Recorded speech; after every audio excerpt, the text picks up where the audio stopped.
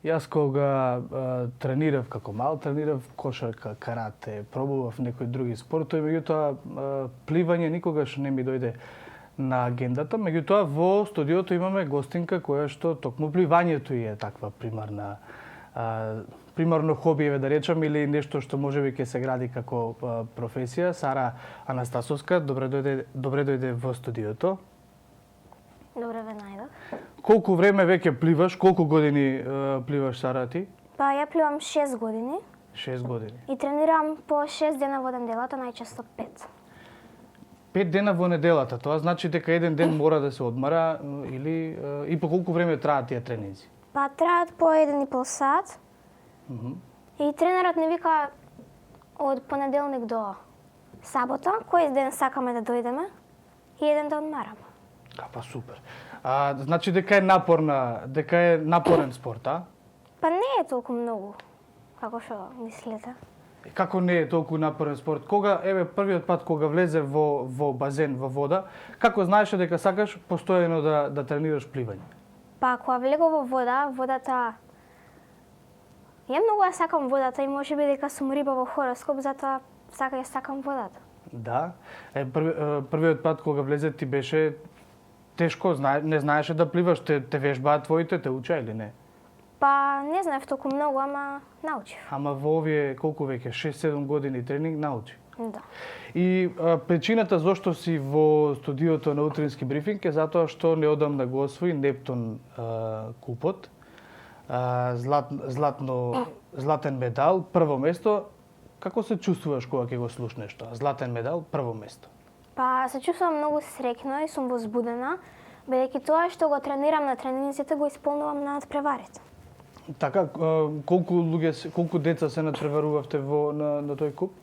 Па не знам, многу имаше и од Албанија и од Косово, од секаде имаше. Ајде да малку да пребараме она низ историјата твоја. Каде се имаш надпреварувано? Каде си имала надпревари? Постојано овде во Македонија или надвор? Па сум имала и во Бугарија, и во Косово, и во Србија. Тоа биле искуства со пливачи кои што биле на твоја возраст секогаш? Или биле дали имало надпреварување или било секогаш дружба?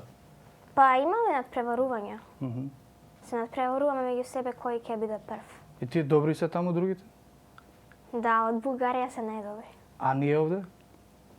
Не сме лоши. Не сме лоши.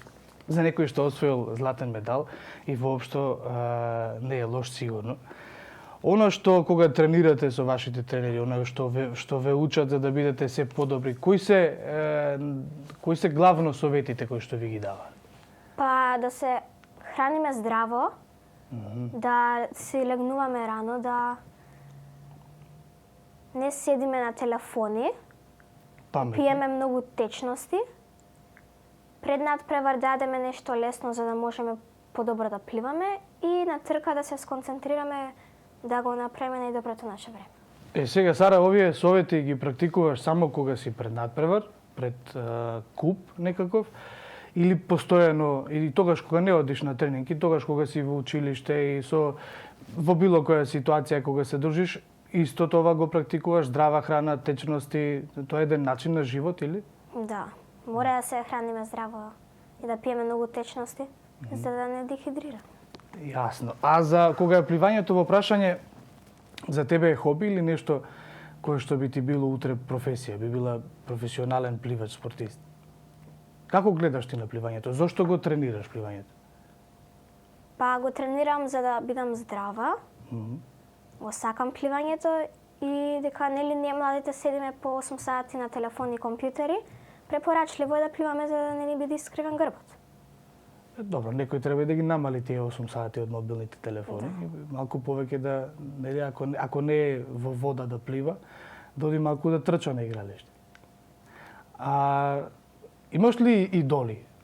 Имаш ли личност на која што, можеби ако не од пливањето, од било кои други спортови или се едно, некоја позната личност која што можеби те мотивира да бидеш се подобре и подобре? Па Миси Френклин, таа е поранешна рекордерка на дисциплината грмна и ми е идол. Кој е твојот омилен стил на пливање? Што е оно што најмногу го сакаш? Или што е оно што најмногу ти лежи? Грбно. Грбно? Да. Тоа е... Од таа дисциплина имам најмногу златни медали. А ги пливаш? Кои други? Па сега на купот што го пливав и 200 мешано и освоив златен медал. А исто така се надпреварувам и во делфин и во крал. Во сите скоро.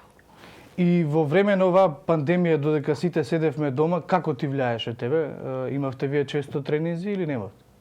Па кога имавме пандемија, кога ги затворија базените, од дома правевме физички вежби. А кога не ги отворија базените, влегов исто си имавме тренинзи и само беше поразлично што моравме да носиме маски, да не мерат температура и да бидеме на дистанца. А додека беше дома затворена, како и сите ние дели што бевме дома затворени, таа желба за водата ти се зголемуваше или ти фалеше многу базенот? Да, многу. Да. Па претпоставувам 6-7 години колку што си во вода и не е така лесно да се откажеш. Сара, сакам да те прашам, ако не беше пливачка, ако не беше пливачкиот спорт, во што друго би била добра, што мислиш? Па на таа тема и баш не сум размислувала, бидејќи не планирам да се откажам од пливањето. Најмногу го сакам. Значи само пливање, а? Да. Ми се допаѓа одговорот. Еве некаде при крај да те прашам, сега имате надпревари со тимот, ќе патувате некаде, какви ви се плановите? Имаат нешто најавено за кај ќе се надпреварувате, нешто ново? Па не знам. Не се знае. Значи до тогаш ќе бидат само тренинзи во прашање. Да.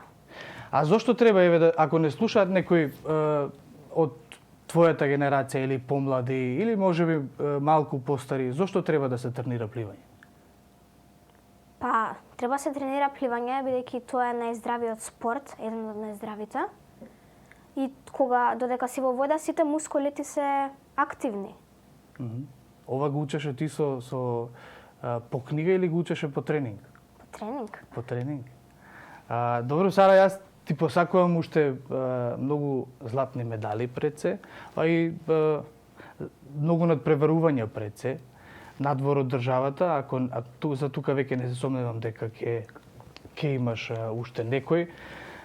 И ќе имаме прилика повторно јас и ти вака да разговараме во студиото и можеби во некој подолг формат од овие 10 минути. Видам дека добро се носиш. Да. Ти благодарам на одвоеното време.